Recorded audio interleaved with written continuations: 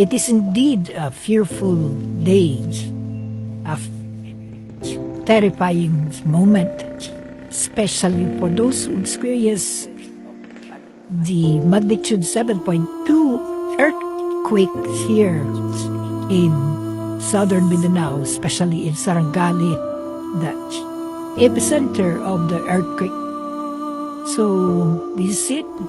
As you can see, the aftermath of the earthquake, with a lot of infrastructure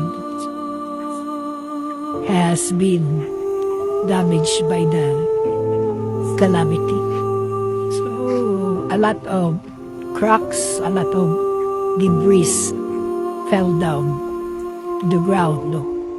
And sadly, we have reports of casualties was barred down by a wall, an old wall. So, to all generous, keep safe all, always be reminded that presence of mind is important in this sad situation. So, that's the buildings and the walls that collapse.